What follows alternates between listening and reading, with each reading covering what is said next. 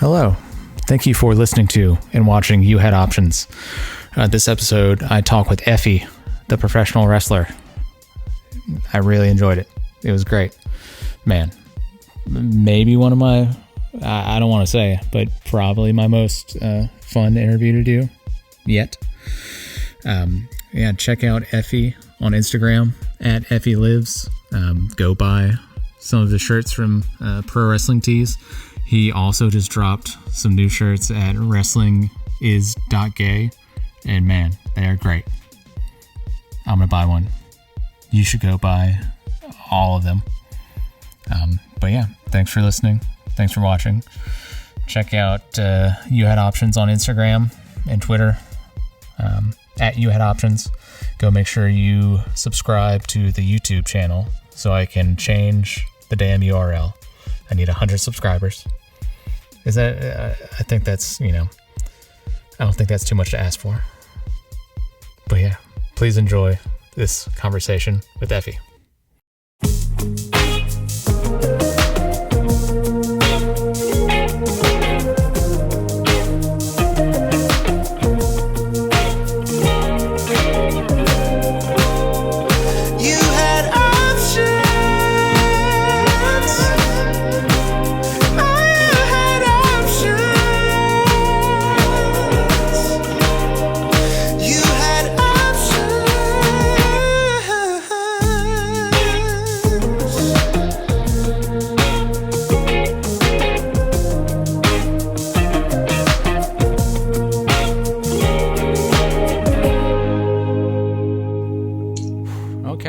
EFFY, thank you for joining me so much. Hello. How are you? I'm feeling great. I'm feeling excited. I'm happy to be here. Yeah, you were telling me earlier that you're finally feeling a little bit like a human again. Yeah, somewhat. We'll see. I have a real knack for not sleeping for long periods of time to get things done and be effective. And then eventually I'll pick a day where I'm like I schedule my sleep ins really hard, and I'll be like, okay, I can take 3 melatonin tonight and just turn the phone off and not worry about anything. And I rarely get those days, but sometimes they come up. And now that I'm thinking about it, tomorrow won't be one of those days. What's just you got crazy stuff going on? Are you booking stuff, doing business stuff tomorrow? Yeah, tomorrow I'm going to be making my way down to the farm of Luke Gallows to get into some Talkin' Shop-a-mania business. Oh, shit. And I had almost forgotten about that. And it's always a very weird time down there. And he's kind of been everywhere in wrestling. So to even be around and hang out with him, you end up learning a lot about what's going on in the world. I'm sure. Yeah, I saw that video that he had posted of you guys, that little like teaser video. Yeah, and that's a very small portion of what we actually recorded, and that was like a month ago. So hopefully we'll get into some more tomorrow, and we can start getting stuff out into the open. It's been a different experience, definitely, but also very exciting to be a part of. Hell yeah, of course. Yeah. We were talking also that you've kept up with staying busy during COVID with Twitch. You've turned yourself on to Twitch. Yeah, Twitch has been kind of insane because, there was a light demand for wrestling, with the Twitch audience a while back. And you had things like Wrestle Circus, and Hood Slam famously was, one of the first wrestling places on Twitch and did a lot with that content. And now you're sort of seeing a whole new crop of people jump in on Twitch. And luckily, they're not looking at, hey, are you independent? Are you signed to a show? Are you this? Are you that? They're just looking for who's a good broadcaster and who brings the heat and brings the energy. And watching wrestling with people, Twitch has taken notice with, what we've been able to do with the stream. I've been teaming up a lot with Zicky Dice, and we've been doing some really cool streams. And luckily, we've been able to kind of talk with the Twitch people and see what they're looking for and see what they need and fill some big roles and shoes for Twitch. And plus, like, not doing shows all the time, I get to kind of hang out and interact with people I don't see all the time. Like, it's not even just like fans and supporters coming in. A lot of times, like, wrestlers will jump in my chat. Like Alex Colon jumping in my chat was crazy the other day. I had Lita jump in the chat the other day and was just hanging out. So it's like, it's a very odd, new, weird way to connect with people. And like, it definitely, it brings us all closer no matter what the barrier of company or place where you're wrestling at is. Yeah, I watched Monday Not Raw. Yes. The live this last one you just did. I really enjoyed it.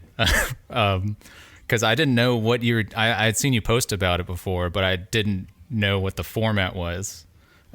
It's crazy. It's nonstop. It's wrestling. It was It was stream of consciousness. You just being a third commentator or whatever, you know. Yeah, I fully like lose myself in it and just go, and like having that sort of brain to mouth sensor turned off. I mean, it's a little risky, but it's also the best way for me to just react to whatever's happening in front of me, whether it be something in the chat or something in the match or whatever's going on. Right. And it's a very live, fluid show, which is sort of like how I am as a wrestler too. Like I change on the fly. I do what feels right out there. And I do that with the show too. So like today, people were like, we were watching all these weird wrestling matches, and Puff came by, who's a wrestler from Buffalo who was trained by the Blade of Butcher and the Blade. And I said, Puff, let's watch a Puff match right now. And we could do that and have him in the chat and interact. So it's just a very fluid version of wrestling, and we can react to what the people like, and I can show them what I like, and we sort of get to feel, you know, all the crazy stuff going on. It's good. Just to talk about the last stream, the last Monday Not Raw, the opening match, which was I forgot what you called it in the stream, but I couldn't stop laughing. You were like, you know, this is a 2 concrete wall ladder match, you know, like. Yeah. And I wanted, sometimes that first match, you know, people are still filing in, so I don't want them to miss anything too important. Right. But what I realized is the audience really ate it up, seeing these like kind of backyarders go at it in a crazy ladder match. And it is, you know, I don't want to say that my streams are often all that educational, but I think if you come in and you hear me sort of talking over them, you know, you'll at least learn a little bit about wrestling, because maybe you can learn what maybe not to do to get hurt. Right. Because we were watching some of that, and they were rough, man. Eating shit, if I can be completely honest. Yeah, they had a lot of real street signs that they were really hitting each other with, and a lot more. You could feel when those moments were not scripted in those matches as well, where somebody would get hit a little too hard and they would fire back with something kind of over the top. You're like, okay, somebody's really feeling it right now. Yeah. You know, that's not the professional way, but it is the entertaining way to see people freak out like that. Yeah. Have you shown a match on Monday Night Raw and somebody like that wrestler contact you and be like, what the fuck, you know? No, most of the time I think they're pumped on it. Cool. And like, it's, I'm sure I'm going to get some kind of write up or notice from WWE eventually for playing like people's matches who used to be WWE, and it won't make sense, and they can try, but we'll keep showing whoever we want. But I also want to treat it as a platform to highlight new people. And so if we can get people's eyes on them, usually they're pretty appreciative to be featured on the show, because I like what I call the EFFY rub, and the EFFY rub is not a nefarious thing. It's people will like, I'll do something and I'll put something over and I'll put something on my page, or I'll put something on the stream, and they're like, hold up, did you do something? Because I all of a sudden just got 25 followers, or all of a sudden just got a bump and everything, or like, you know, a bunch of people are letting me know you were doing this. So I want that, and it helps me as a wrestler, because the more people that we can get in front of people, the more people that will be excited whenever we have a match. I'm doing myself a favor in the end by helping other people out and giving them a bigger platform. Yeah, it's like the Oprah book club, you know, of wrestling. Is that we're gonna find out, someone's gonna be like, I wasn't even actually a wrestler. Oh no, the scandal of the EFFY match club. Oh man, you showed a match of a not real wrestler. A thousand little pieces or whatever for EFFY. Yeah, 1,000 little suplexes. Oh boy. Oh man. Yeah, but one thing I heard, I was in preparation for this podcast, I was going through and watching a whole bunch of your stuff on YouTube, and I didn't realize that you were in the first Fest match. I was. Yeah. Yeah. Wait, and you're from Tallahassee, right? Yeah, originally from Tallahassee. Well, I was living in Tallahassee when I started wrestling, so I bill myself as from Tallahassee. Okay, so and it was sick. I mean, Tony let me know, you know, I hit him up and I sent him an email, and he was like, yo, you sent the most professional email. Right. You know, come through, you know, I don't know what kind of spot I can get. She got me a little spot and it was fine. And being a part of that Fest roster, it was just cool to like look at that poster and you're like, I'm on a poster with Chuck Taylor and I'm on a poster with Beta Scott and I'm on a poster with, Eric Cannon. And it was just like, it was kind of a whole new adventure for me. So Fest really gave me a huge platform and kept me really close and like recognized my skill and potential and put me in the spot to shine that out, Right. Yeah. And so Fest being in Gainesville and you being Bill from Tallahassee, that's also got to be cool that, a Florida person is able to be so involved with this relatively, I think they're 3 years or 4 years old now, Fest Wrestling. Yeah, and on hiatus a little bit, during this COVID time, which is unfortunate, but I still have the belt at the house here right now. Right. And yeah, as it sort of gained the evolution, it was a platform for a lot of new people and a lot of new people coming up on the independent scene. For sure. But it also was that place where like those crazy, wild dream matches could happen and like weird people could come in and you could have Colt Cabana there and you could have EFFY there and you could have Space Monkey there. Right. And it was just always a wild kind of vibration in the room and the fans expected craziness. Right. And it wasn't even always like hardcore wrestling fans. Like, Fest is a punk festival. Right. It's a music festival. And so the people who were seeing the Fest name and coming weren't even that familiar, with a lot of these wrestlers, but they were super into it and super into the punk rock atmosphere. And I think that like, it pushed us as performers to go that crazier, wilder, over the top DIY, like we're going to do whatever we want punk route of wrestling. And people latched onto that, you know? I saw on YouTube, there's the match you had with Sue Young, which was really cool and fun. Like it's insane. It was good. Yeah. I loved it. And then Jordan Grace, I really enjoyed. Dude, she is a hoss, and she can throw me around like nothing. Like I'm a grown ass man. It's like I even had someone this weekend. It happens often. They're like, "EFFY, you're larger than I expected. Like you're a larger human being than I expected." And so I always think I have a little bit of an advantage there, especially when you see someone of Jordan Grace's size. Right. You're like, "Oh, well, she's shorter than me. I mean, she looks pretty strong, and then you actually feel her picking you up and throwing you around, and you're like, oh, well, damn. She is incredibly powerful, and I underestimated this. Your athleticism, I really noticed also in the matches I saw on YouTube. Were you an athlete like in high school, or what? Dude, what's your history?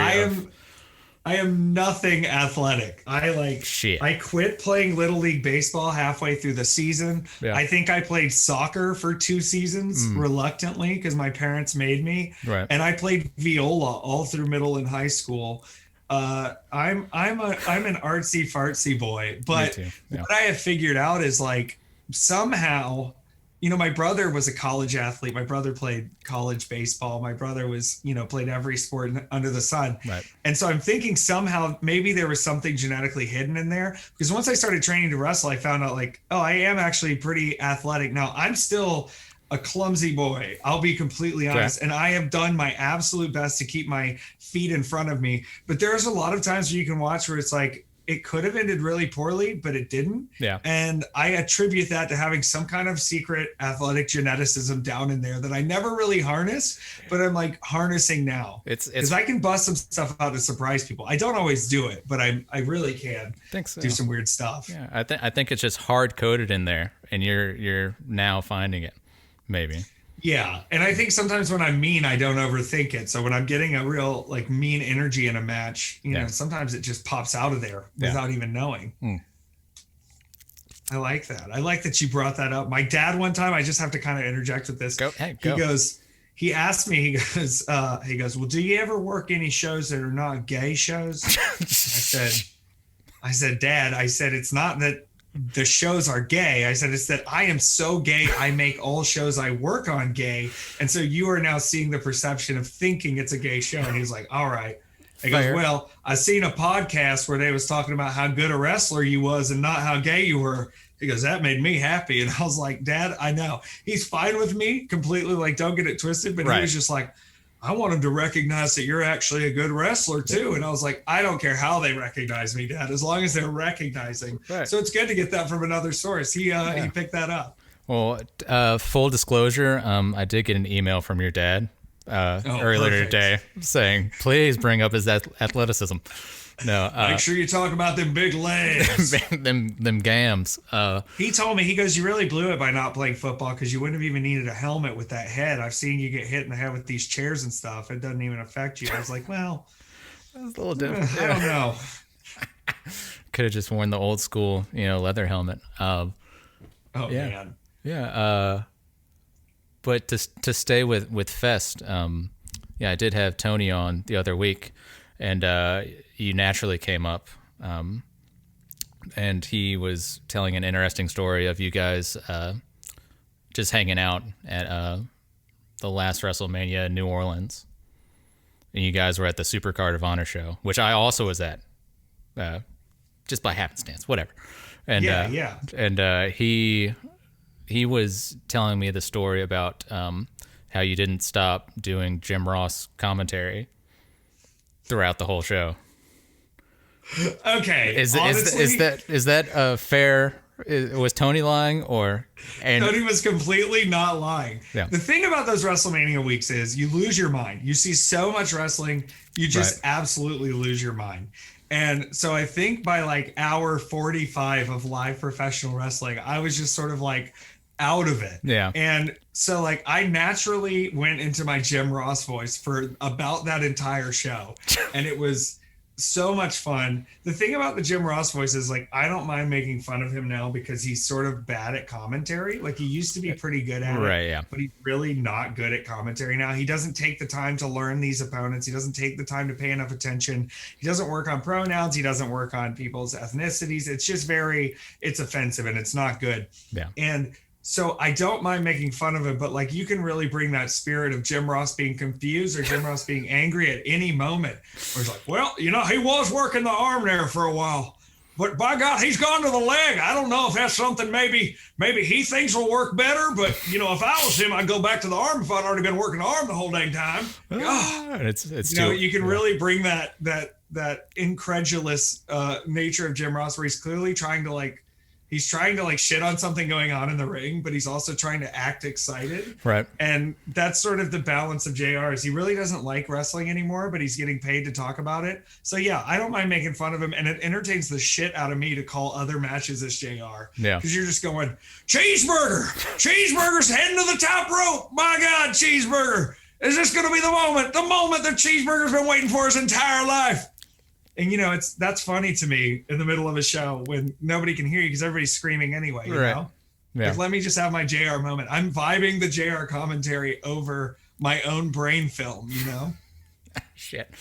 Yeah, I guess. Yeah, he I guess he's iconic at this point, or just kind of whatever.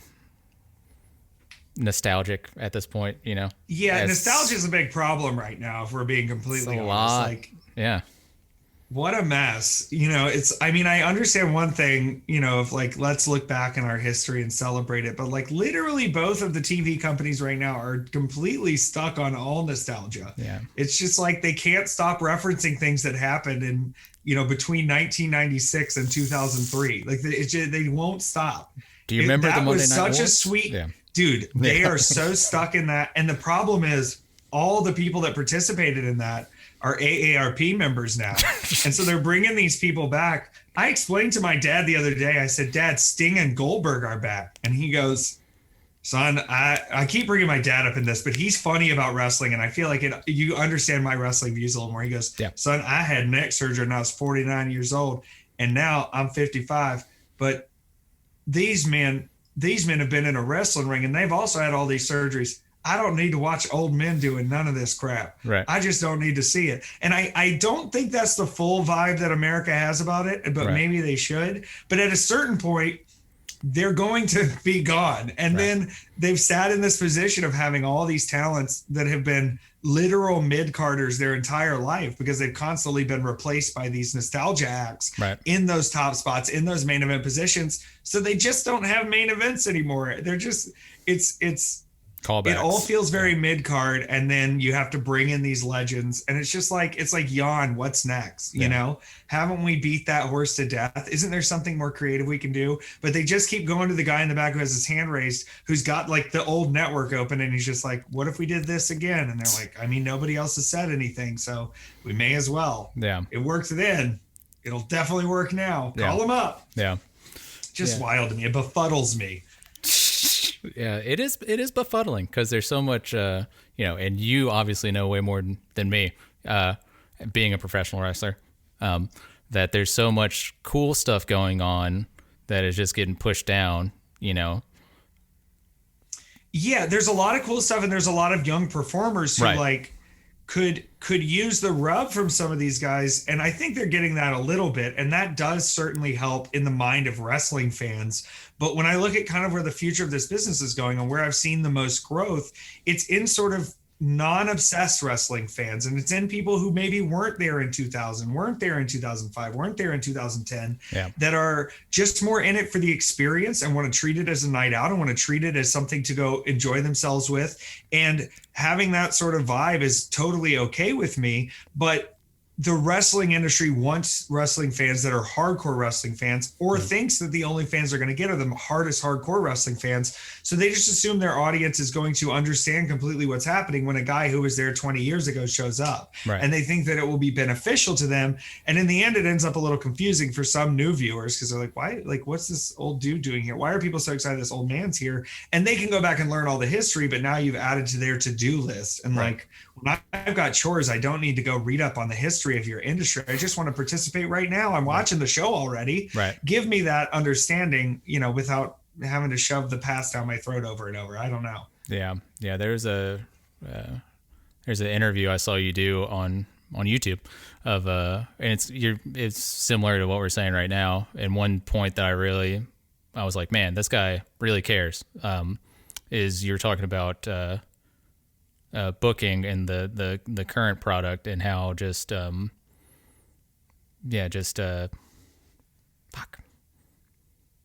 It just feels lazy. Yeah. It just feels like it's almost as if they just keep like grabbing all the keywords that were successful to them before, and then re-pulling them out of the hat and hoping it'll work again.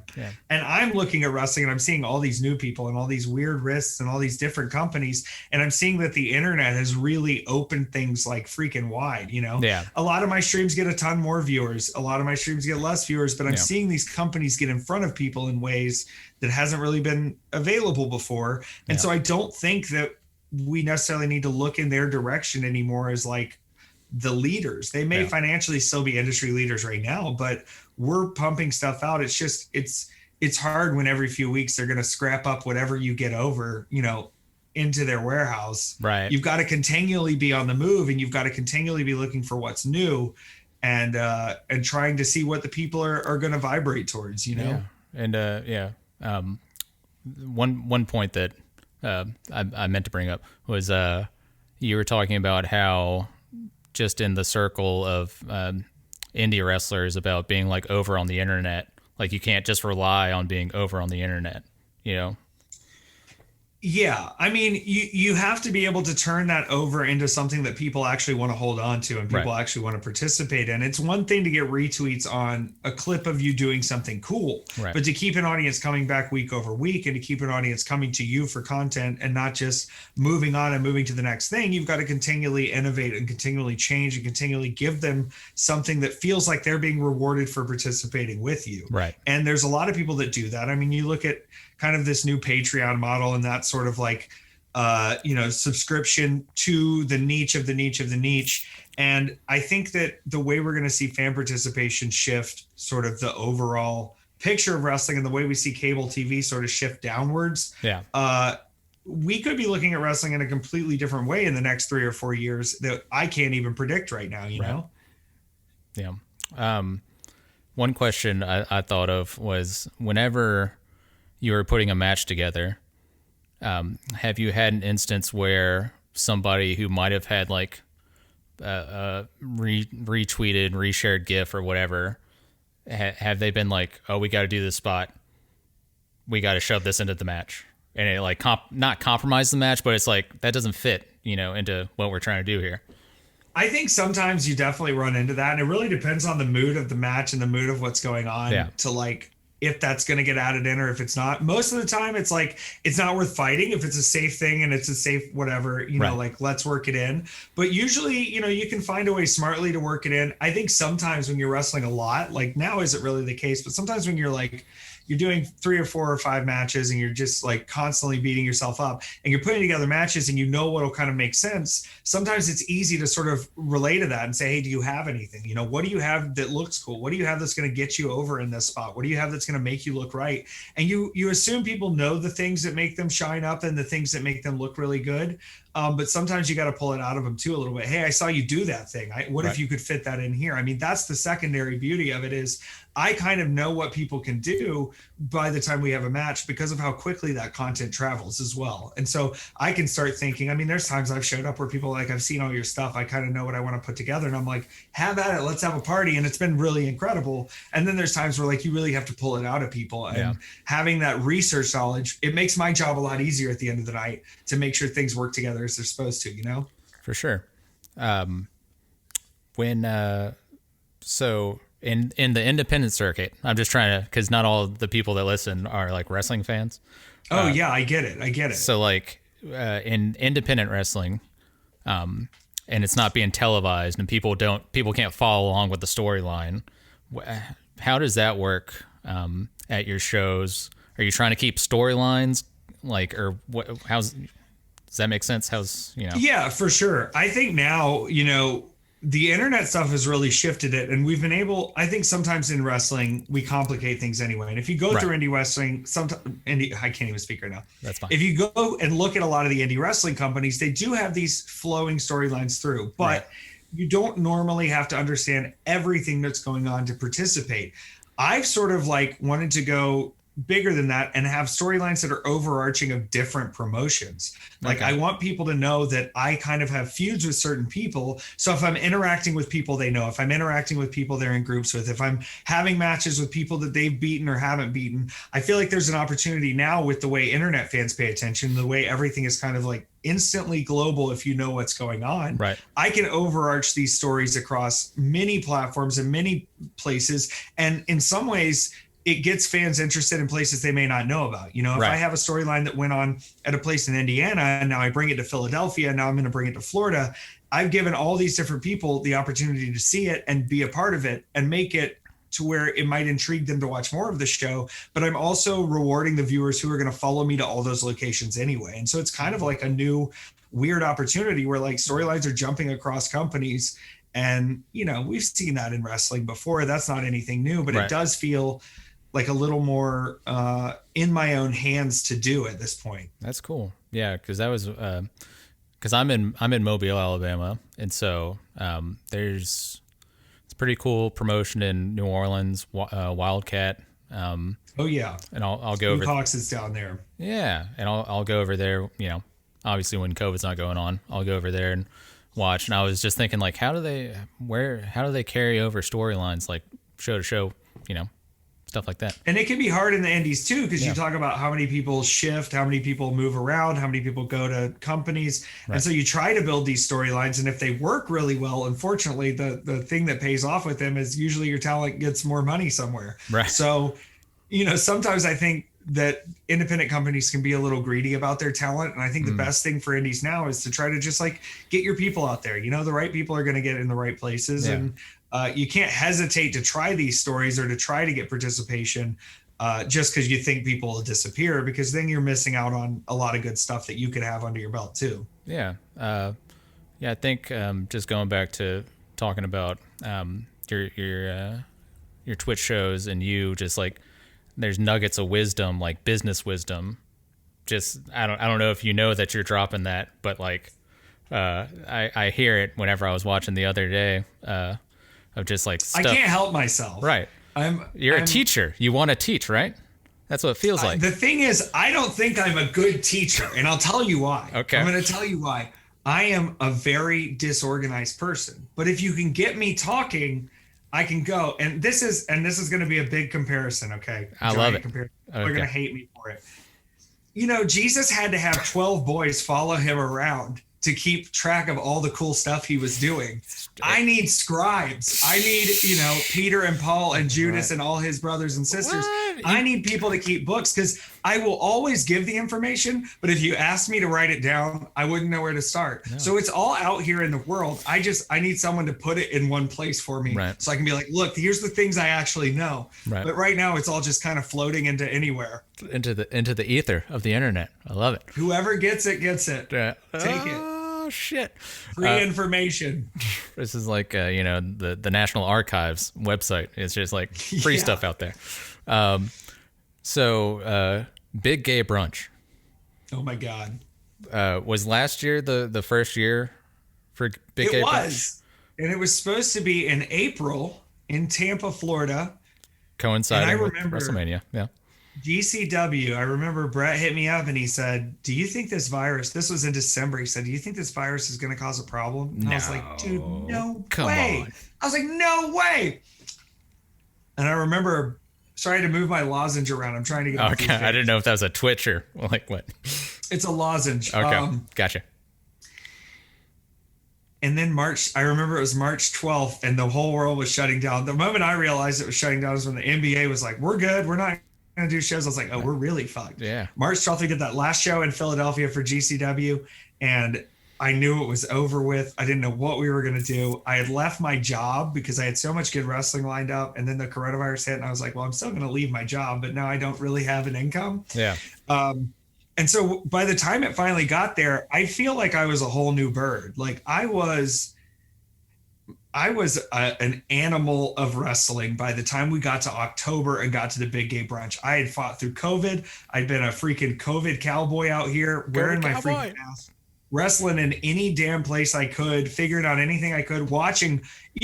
People don't realize I tape study more than anyone on the independents because I literally host a show where I watch a minimum of 6 hours a week. And that's the minimum wrestling I watch a week. Usually it's more than that. Right. So and then even including the live shows, you add all that together, I watch an exorbitant amount of wrestling.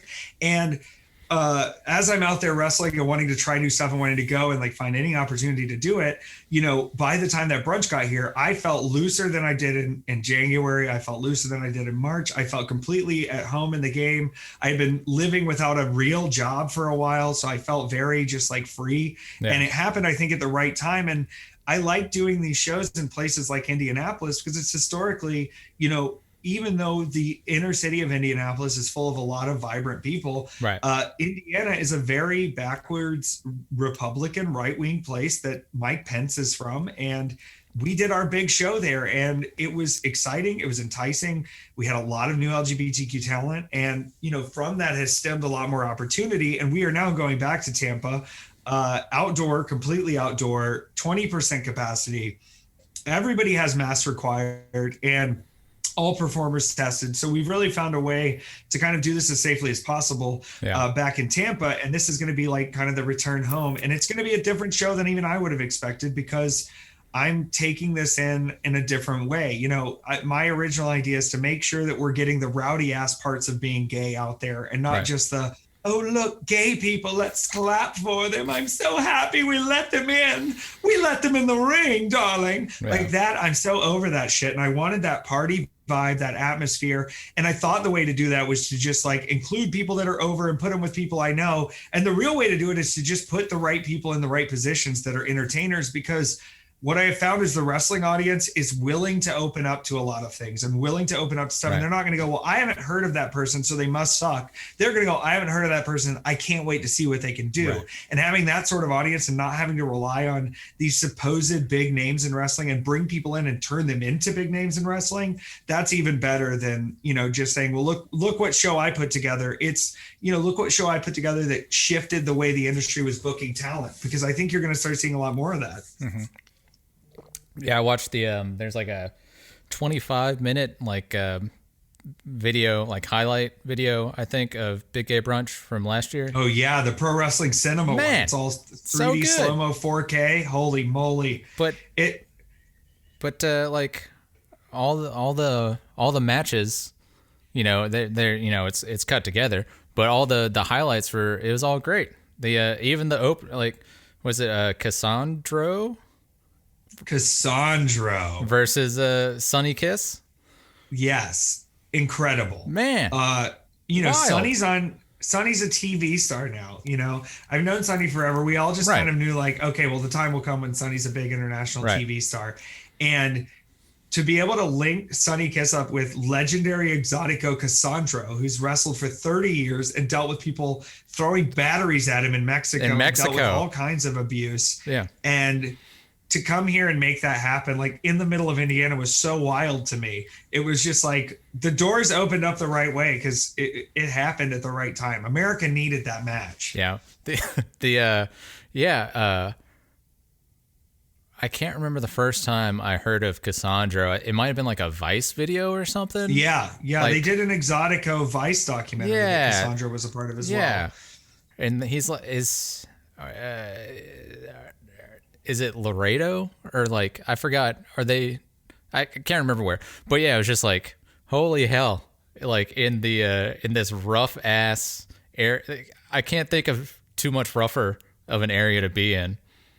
And then, this Exotico wrestler living there and just like, oh yeah, it's just like, holy, you gotta be tough as fucking and just woodpecker crossing lips. The border, making the money. Right. Tough as nails. I looked over at one point. Here's some behind the scenes. Give it. I looked over at one point and I was waiting for spring break. We're trying to figure out stuff for Joey's show. Joey Janela, yeah. Yeah. And I'm standing and talking to Mike Pero, another out gay wrestler, a monster of a man. And we look over and Cassandro is having a glass of champagne with his husband and my boyfriend. They're all over at the table together. And I was like, this is a historic moment and neither of them knows or cares. Right. And they're just excited to be hanging out and having champagne. And it was a beautiful, just like, look at what we've been able to create here today. Right. It meant the world. Yeah, man. I imagine that's like, I don't know, if you're watching like the Beatles just kind of like tune up, like recording like Abbey Road or something. I don't know. But that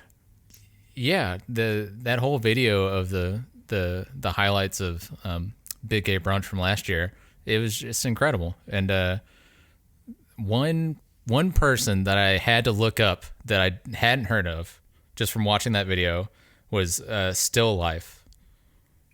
Still Life with apricots and pears. I was like, what is going on? I can't look away. She is incredible. Right. And I've gotten to work with her more since then, and it's just been like, it's been so cool seeing the transformation of just the character of Still Life and how much that has grown and changed, and how much like more aggressive she's gotten as well. Because like that match with Dark Sheik was incredible, but like even going forward, she's changed so much since then and done so much more aggressive stuff, and even beat me in a match at Camp Leapfrog, which if you haven't seen that match, people, that one it's on IWTV. It's behind a paywall right now, but holy Mask Girl, it's brutal hardcore art. It's wild. I was like, okay, I need to figure out who this person is. And so I think I just like scrolled through your Instagram. I was like, oh, there they are. And so right there. I was looking like through her Instagram and I was like, this is like art, like you were saying. It's like true art. It's like I feel like it like there should be statues like in that scene in the original Batman where Jack Nicholson is going through the art gallery, something like that. Yeah. I think we should have a fight in an art gallery or in a museum. Like I think if we could convince a museum that it would make people more excited about the museum and art, and that we wouldn't break anything on purpose, that I think they'd get behind that. Yeah. That could be the next level. Yeah. Nobody's going to the Natural, History Museum in wherever, but I think, what would be the rules of the match though between you and Still Life in the museum? A night at the museum? I think you have to bleed your opponent out with enough blood that you can paint a self-portrait. I think you have to paint a self-portrait with your opponent's blood. I don't know if the museum's going to go for this. We might have to think about the rules some more. But if you want me to be a consultant, I'll I think we could figure it out. But yeah, the just through you I've found so many wrestlers that I don't think I would have heard of, like just in LGBTQ, community. And I think that's, do you get that a lot do people say that to you a lot? Yes. And I've tried to describe it they said I'm being negative by saying this, but I don't think this is negative at all. So I was having a conversation with someone the other day and they were like, you're like so fashion, like everything you do, you get all these people over, you do all this. And I was like, listen, I want to be the Ronald McDonald of gay wrestling. And I want to be something that anybody can walk in and eat. They want to be able to eat it at any time. Right. It's good for everybody. They want to come in and enjoy the show. And then when they come in and figure out what's going on with me, there's so many more options for them to go figure out that are better restaurants, that are more niche, that are more exciting, and they can figure all that out. Right. I can bring the popularity out. I can put on the outfit. I can do all the stuff, but I want to bring the eyes and attention to the other stuff going on too. You know, let me cook the cheeseburgers and y'all bring the real gourmet food. But if I can bring the people in the door and they're already there, then boom, we've got a whole big audience. So like, yeah, there's a larger plan at play to make sure we're bringing people to wrestling. And the point you bring up is like, oh, I've learned about so many wrestlers because of you. That's an awesome way of looking at it, because I think that there's wrestling happening in almost every city in the country. Yeah. If you really look deep, I'm not saying it's all good wrestling, but we just are not in tune as American people to know where to go or where to find it. And wrestling fans only know how to advertise to wrestling fans. So we miss out on all these people that would really enjoy the show and really enjoy what it is by advertising it to such a specific way. You know, like I think the worst thing in the world is putting 40 white dudes on a poster like this looking tough and thinking that draws money in 2021. It doesn't work. Right. Just a bunch of random pictures of people all jazzed up and contrasted. Like it's going to draw a particular crowd. We already have that crowd. It's already there. Let's get new people in, you know, let's figure out a way to get new people in. And they say, well, you're not taking the history of wrestling seriously. And they're right. I don't give a damn. I've worked with all these legends. They suck. They're stupid. They're idiots. They're half-right, conservative blowhards. I don't want to replicate their wrestling. I don't want to replicate their industry. I want a whole new world for wrestling and for people who want to come join us but have never felt like they could before. Right. We've got to open their eyes and kind of show them what's really going on. Yeah, man. Wow.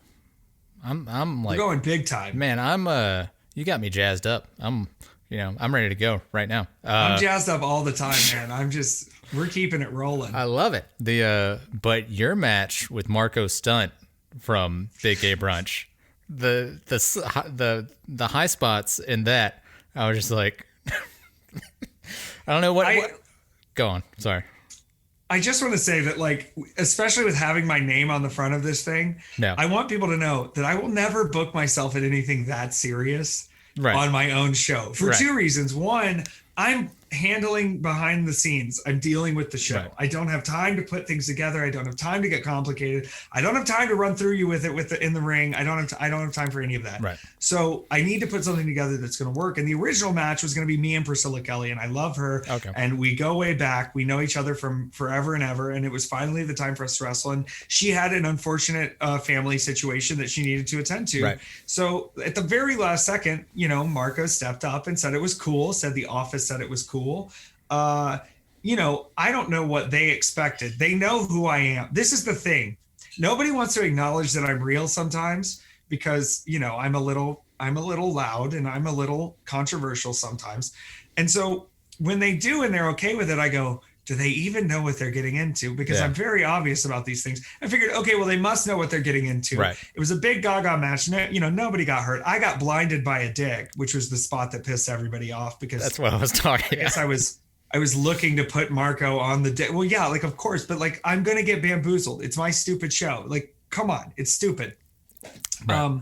They got mad. It was frustrating. Oh, sorry. I didn't mean to bring. I didn't know. No, it's okay. I think people should know. They got really mad about it, and I'm like, what did y'all expect? What the fuck did y'all expect? What were you agreeing to? Right. Who do you think I am? I don't shift for anyone. I'm not. It is what it is. Yeah. But they're silly and they're behind the times, and it will catch up with you eventually, darling. Man. Here's the thing: evolutionarily, the reason sex jokes work is because biologically we exist to procreate. If you look at the evolutionary biology of billions of years, we exist to procreate. Okay, now we've gotten around that, and humans are smart enough to figure out that that's not the whole purpose of life anymore. But genetically, it's the number one thing ingrained in our brain. Right. It's hilarious. Right. It works. It's funny. If you get offended by it, you're disacknowledging the most obvious things of all time. Yeah. And people know what's going on. Right. Yeah, I think that just, as you were saying all that, it reminded me of, you remember in The Matrix where Agent Smith is holding Keanu Reeves like on the train tracks, and he's like, "Do you hear that? That's the sound of inevitability." That's what that reminded me of. It is the sound of inevitability. Yeah. Hi, I'm inevitability, and you can't get rid of me. I'm not going anywhere. Oh man. Did you said you have a brother, right? Yeah, I do. I do. You just got one brother? I just have one brother. Okay. So did you, your brother, and your dad watch professional wrestling when y'all were growing up? My brother did not. My dad did. My dad got me into it like heavily. But he was always like big, like Jim Crockett, like NWA, like the old school Southern stuff. And I think that's sort of where like I try to pull some of my character inspirations, these old Southern guys who would jazz up these characters, but they get in the ring and they're just beating the bricks off of people. You know what I mean? Like it was, they could do all the talking and the dancing and the jiving, but it was just straight up, we're going to beat you up. Right. And like, I think wrestling misses a little of that these days because like, it is impressive to see a lot of the things that are super choreographed. Right. But I think sometimes like we miss the fact that we're not supposed to be doing an impression of a wrestling match. We're supposed to be doing an impression of a fight. Right. And there are moments that you can build into that are structured and built into our training, but there are also ways that you can get around it to have people sort of forget what moment they're in and have those little moments of incredulousness where they're not sure what's real anymore. And you can do that through violence, and you can do that through fun character work, and you can do that through, selling storylines and making it feel believable more than I think you can through just tacking a bunch of things together and doing them as fast as you can and have people go, oh, wow, he's got abs, He did a flippy. Yeah. And I love the Flippy Boys. I love having matches with the Flippy Boys. It's fun, but it can't be everything. And you've got to put some gumph behind it. Right. You got to put some meat on that thing to make people care when you flip. Right. And I sound like an old school person. I'm really not. I think that, the guy who's the best at the old school match these days is Orange Cassidy, because he knows when to sell. He knows when to heat up. He knows when to fly. He knows when to go fast. He knows when to go slow. And not everybody is going to be able to understand that, like, that's the same kind of mindset that we need to be in, which is staying entertaining, staying palatable, but also like giving people a reason to get behind you, giving people a reason to get excited for you, and giving people, an understanding of when it's time to go, it's time to go. And when it's time to play around, that's okay too. Fuck, man. Yeah. Orange Cassidy. So good. The best. So gang good. Business. But we're in a gang. You guys are in a gang? We're in a gang called Gang Business. It's me and him and Danhausen. And I think Dan the dad's in it sometimes too. Is there a crew tattoo in the works? What is? Oh man, I don't know. I mean, Orange Cassidy has beautiful skin. I don't know if I would want to put a bumper sticker on the Cadillac. His skin. Yeah. I mean, I'm of the belief that all tattoos, you're going to regret them anyway. So like, go ahead and get them. Like, I'm going to go get another stupid tattoo soon. Right. I have a lot of stupid tattoos. I have a lot of weird tattoos. Same. Yeah. I don't have many tattoos where I go, that's the best decision I've ever made. You know what I mean? That's true. And I'm fine with that. Because that's the point. It's sort of it's a scrapbook, baby. Man, yeah. I'm trying to, my corpse. It's a car, and I'm gonna be on fire, like going in sideways into the casket. Oh yeah. Let's get it going. Shit. So, whenever you first started wrestling, wait, hold on. No. One point I want to bring up, Tony and I were speaking in the episode, and he was like, who you should have on is EFFY. And I was like, yeah, I need to hit him up. He's like, yeah, he's the gay Ric Flair. And I was like, I am the gay Ric Flair. Yeah. But I want to say this. I think Ric Flair is probably one of the worst people you could probably have to actually deal with as a human being right now. Yeah. And I think I'm the opposite. I want to be like the idea you have of Ric Flair, and then you hang out and you go, man, like that was even better than I expected. Right. Like don't get it twisted. Your boy likes to go hard, likes to go big, likes to get wild. Right. But I'm also, like making sure people get home safe, and like I don't drink alcohol. I party in different ways, and I party spiritually, and I want that Ric Flair energy, but not necessarily with like as many pregnancies. Yeah, and I definitely didn't mean that as like you take all that Ric Flair on too. No. Okay. But I also think there's a spirit of Ric Flair too, of like, that's what I'm saying. Yeah. When that guy got in the ring too, like there's a history of him showing up to the arena and looking terrible and needing to be on in like 10 minutes. And he would go into the locker room and get himself together and come out. And then like, he's immediately Ric Flair. And like, there are times when like you're on the road and you're traveling and you're like, I've been traveling for 12 hours already and I need to go to the show and I need to like get my stuff together. And to turn it on that fast and make it happen and jump right in the zone, like, yeah, that's the Flair I want to be. I want to go out there and just hit the metal and know where I need to be and like be ready for any kind of match that comes up. Because hey, I'm Effy and I'm here to wrestle. You know what I mean? Right. Yeah, I think that that goes back to a lot of the most like iconic wrestlers have been like amplified versions of themselves. You know? Yeah. Like Ric Flair, Stone Cold, The Rock. I talked about that the other day with someone, but I want to talk about it with you because I think sometimes people are like, especially in wrestling, they're like, oh, well, my character is me turned up to 11. And I think that's like a really good idea. Right. But I think it needs to be the selective you up to 11 because like some of these guys, especially in the indies and even some of the big professionals, they also turn up parts of themselves that are like very not good and not something the audience wants to participate in. People get confused by the love they get on Twitter. And I'm a person who's never confused by it because I understand something. When you're scrolling Twitter and you're clicking like on stuff and you're following someone, you're not devoting your life to them. Okay. Right. You're liking the tweet. You're liking this. Some of these people think that, oh, my followers want to hear everything from me. And they want to hear that the Jiffy Lube just messed up my car. And they want to hear that my girlfriend is being such a mean girl. And they want to hear that, oh, this has been the hardest week of my life and I've struggled so much. I don't think that's the best way to keep people around. I'm not saying not to share your struggle. I'm not saying not to share parts of you that you have overcome things, that you've had to work extremely hard for things. But when you're building this in to think that people are going to react positively to anything you do, and they're going to get 100% behind you in anything you do because they're following you, you're forgetting that like they're following thousands of people probably. Right. And they're looking over and they're seeing it. And if they look a few times and see tweets from you and they go, okay, well, that's weird. Or, okay, well, that seems a little immature. Or, okay, why would they do that? At a certain point, they either mute you or they unfollow you or they get rid of you. Right. And what I want to keep is the reason you came to EFFY was to be entertained. The reason you came to EFFY was to learn about wrestling, to watch wrestling, to see these things.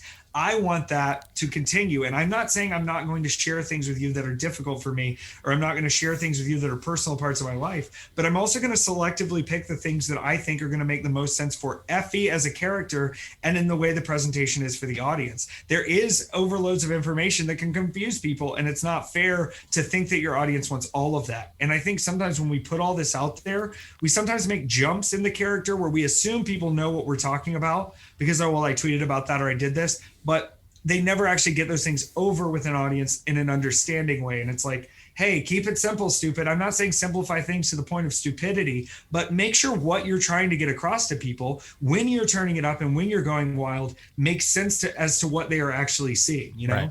Right. Yeah. I think you have, just from your internet presence and what I've seen, I think you have a great balance of like, not being like complainy about if that's the right word to use. I don't know. I think like, it is. I think the character Effie is well represented, and then I think personal Effie is also represented in the correct ratio to if that makes sense. Yeah, at all. and I mean, there's still, I'm not saying I'm as open as I can be with people, right, but there's still things like I'm not going to go to my wrestling community that are happening in the world. You know? Yeah. And, I think there's something that we have to figure out as a society going forward with social media of it's great. And it gives us this serotonin boost when people pay attention to us, but do we need to rely on that meaningfulness, when we need support in other ways? Because I think sometimes we turn to these communities in times of need that we should be able to turn to, but we also turn to them in ways where like maybe they didn't sign up for that. And maybe there's a safer place for you to go get assistance or deal with these things with, versus the platform where you're trying to also like sell shirts 3 tweets later, Yeah. Oh man. Yeah. Damn. We've been going for like 50 minutes here. I'm a talker, baby. I'll tell you what. I don't know. Are you pressed for time or? The only thing I'm pressed for is dinner, baby. Okay. You brought up AJ, your man, boyfriend, life partner. Yeah. I don't want to put titles. I don't put titles either. He's my one. He's my baby. One funny thing after watching the Monday Not Raw. And he came on, and then watching a match of you and Maria Manic. Oh yeah, he was on commentary. Like, does he do that when y'all go to shows, or what's the? Oh wait, no, that wasn't him on commentary. Okay. Versus Maria Manic. No, I think that was Eric Shorey. But I will say about AJ's commentary, AJ's my favorite commentator. Okay. Because a lot of times on the show, sorry, I got confused. Sorry, I didn't know. No, it's okay. It's okay. But he should be hired as a commentary. I want to get him some money in wrestling. Okay. I would hire him as a commentator. And here's why.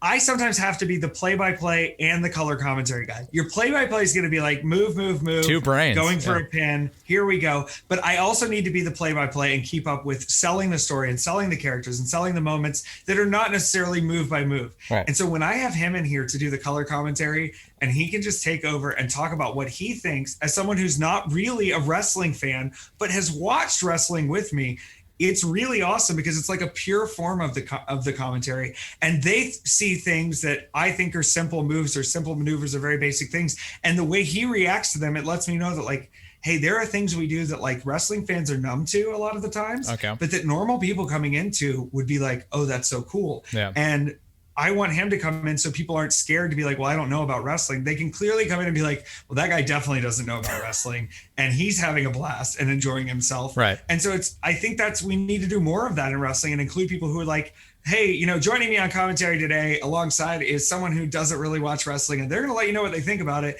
It seems crazy, but I think sometimes commentary has watched so much wrestling and done so much wrestling and is involved with so much wrestling and is only thinking of wrestling that they are also jumping over people's heads too if they're not careful. Right. And I want that groundedness of somebody who isn't going to know that it's, a cravat, that isn't going to know that, it's a Canadian destroyer. Know. Right. I want them to just react and vibrate to it because that's the point of the commentary, is to get over what's happening in the match. And if they're excited about the match and want to talk about it, that to me is going to help get that action over. I love having him be a part of it. That's great. Yeah, I enjoyed it.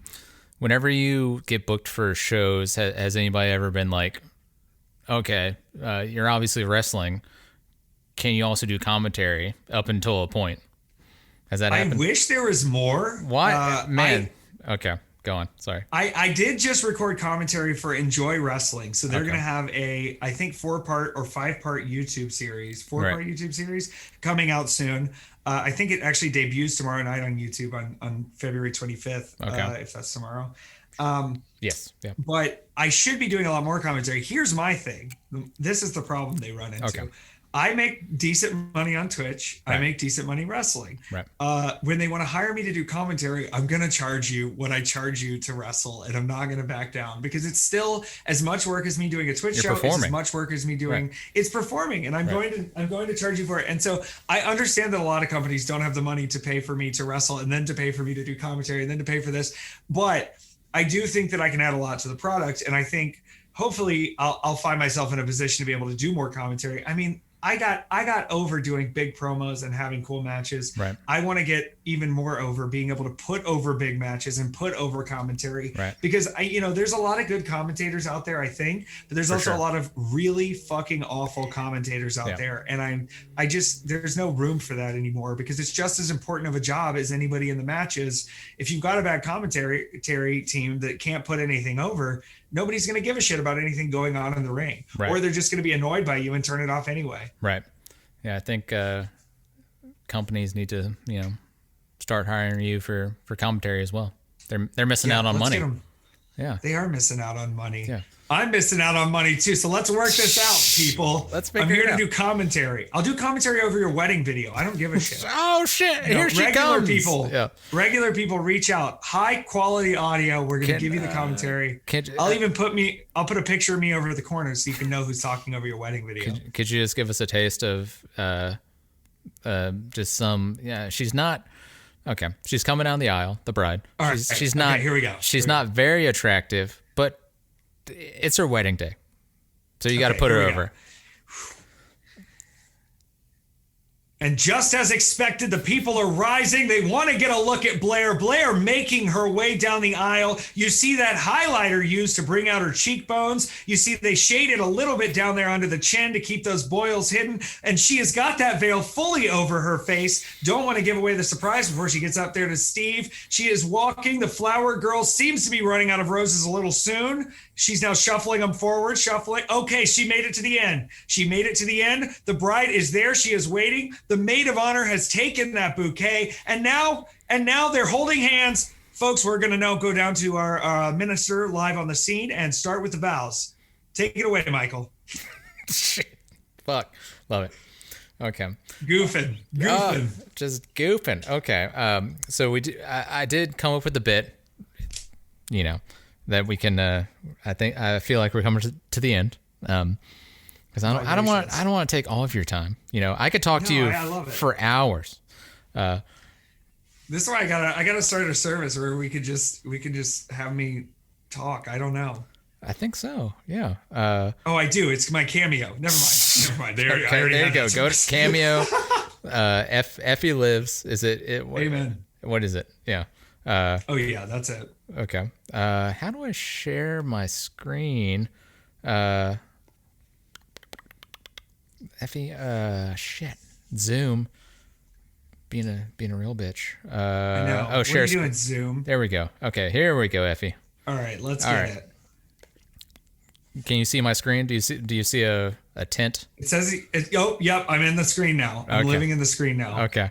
So this bit that I came up with, and my artistic friend, helped me out. I was going to pitch you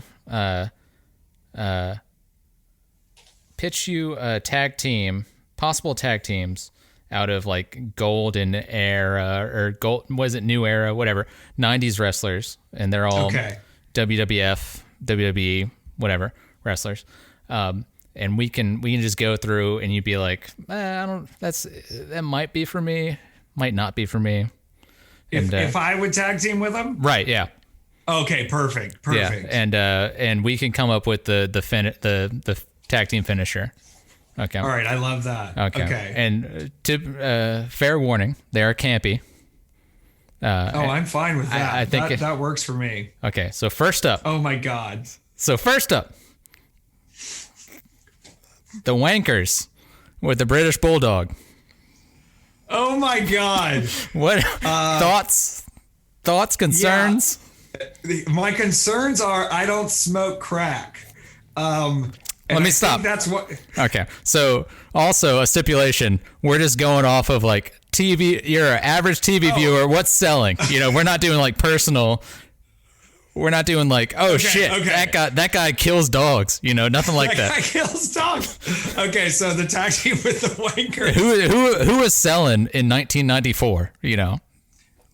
This is selling to me. I think I would have to take the heat in every match. I think I would be getting beat up the most, and Bulldog would have to come save me with his gigantic muscles. But I think that we could do a finishing move. Now, he was known for a lot of big power moves, but I think our finishing move would be a little different. What would it be? I think I would do a Swanton Bomb, but I would hold onto his braids up top on the top rope, and he would headbutt whip me into the person in the ring with his cornrow braids. Do you have a name? What would it be, like a London Bridge, or what are we talking about? Oh God. Tea and crumpets. What are we doing? Tea and crumpets. Yeah, maybe it would be tea time, and maybe I'm screaming tea time while I'm being flipped over this man, because I want that really sexy head flip. Yeah. You know. Oh shit. When I was going back through, and British Bulldog, that's a big guy for me, is when I was a kid. You know, who was the biggest as a kid? Who was the biggest wrestler? You know, that comes to mind for you. The first, like, being a 6-year-old and 7-year-old and having the NWO form, I thought they were a gang. Yes. Like, I literally thought they were, like, on the FBI list. Like, why aren't they getting these people? They could really hurt people. Like, I thought they were a shoot gang. And I remember thinking Kevin Nash was the coolest dude ever, but you could never meet him because he would kill you. And my dad always tried to get me, he's trying to get me to watch old Flair and old Dusty and old, right. He was a Magnum TA guy and those kind of guys. Yeah. And so I'm just like, I'm over here looking up South Park NWO characters, wondering why the FBI's not making a move and waiting to see what they're going to do next, man. Man, Cartman with the NWO shirt. Yeah. Oh, yeah. Wolfpack Sting with the little jacket, and he's like a little South Park man. Okay. I love it. Okay. So this is keep this in mind. And so we're moving to the next possible tag team. All right. This is going to be big. Now this is the team I want. Razor Ramon and EFFY, Gazer's Edge. I think me and Razor Ramon have a lot in common, all right? We're both, very hairy. I mean, look at the hair comparison here. We're both very hairy. Right. All right. We both have wide shoulders. Yeah. We both have beautiful smiles. Pecs, Great pec energy. And he's got a razor blade on his necklace that I know we could use if we had to in a match, Right. Now, I don't want to sound like a glutton for suffering, but I really think me getting thrown into people is a great way to win matches. Yeah. And I think he just picked me up for a razor's edge, and I don't think he dumps the guy on him while he's on the ground. Yeah. I think he dumps me on this guy while he's standing up, just head to head, the back of my head cracking against this guy's face. And that's the finisher. And we're going to, well, I guess we can't call it the Gazer's Edge if that's the name of our tag team. You might as well. You can do it. Yeah. I don't know. Gazer's Edge with the Gazer's Edge. I think what better edge could you have? I know. Holy shit, we look so cool. Yeah. And also I wanted to iterate, we could have done better, like, with the fonts, but like this, it's the 90s. It's the 90s, Oh shit. Okay. It's lovely. And this is what we had back then. And this is, the last one I'm pretty proud of, so I hope you enjoy. Okay. And to me, it might be the best, tag team combination for you in the mid to early late 90s, okay. Yeah. Okay, so here we go. Oh my God. I can't believe that's the name that you just put up here. When EFFY and The Undertaker come together to defeat the forces of good, we will take all the twink bottoms. We will take all of their souls, and we will hide them because we are... Wait, let me say it, Undertaker. The Bottom Takers. That's right, what he said. The Bottom Takers. Rest in peace. I want to say this. I'm an anti-Undertaker advocate. Okay. Yeah.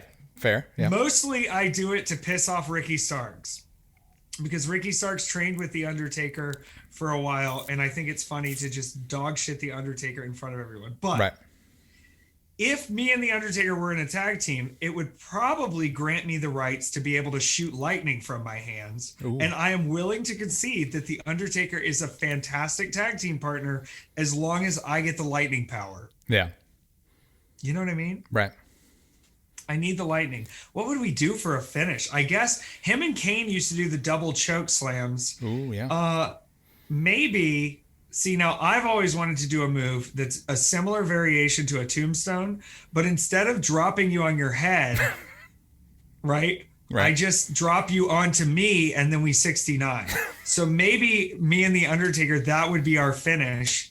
But to actually win the match, we would probably do dual pile drivers onto each other, because that's also a 69 move, which is another thing me and the Undertaker have in common. We're both big fans 69. Of devastating 69s. Right. Holy shit. Yeah. So, what do you? Which team would you choose? Like out of the three? Oh, I'm going with the bottom takers. I'm renouncing my Undertaker hate, and I'm joining this Purple Legion. Look how good we look together. Like, we're color coordinated. Look at it. We're both, like, we both have great facial hair. He dyes his hair, but I don't. So maybe we could figure something out there. This would, it's the only way they'd get me past Vince. Right. I think so. Because he won't tell that guy no. No. Man. Okay, the bottom takers it is. Wow. The bottom takers are here. Sorry to the family of Davey Boy Smith Jr. about my crack cocaine comment. No. Yeah. Extremely sorry. I think you're okay. Yeah. Well, Effie, man, please stay on for a second. But wow, I've really enjoyed talking to you. I'm glad we could clash brains. It worked. Yeah. Do you have any, like, I don't know, words of wisdom or to tell, like, somebody who's like got the wrestling bug and like, I'm gonna do it? So my thing lately has been to tell people, make sure you've got something they can actually hold on to. There's a lot of flash in wrestling. Yeah. There's a lot of characters in wrestling. There's a lot of wrestling in wrestling, but people have to actually want to either support you or actually want to hate you. Both of those things are important, and they can't do that if you're not enough of a dimension of a character.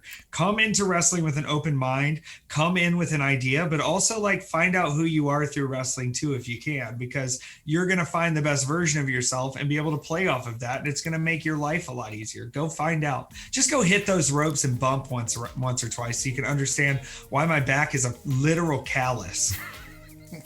Go do it. Fantasy camp, whatever you got to do. Just feel my suffering for a minute. Fuck yeah. You'll like wrestling even more. Fuck yeah. Effie, well, like I said, stay on for a second, but you had options, but you decided to talk to me. Thank you. Yo, thank you. Yeah. Glad we could do it. Hell yeah. Hope I brought the heat. You did. Nothing but the heat.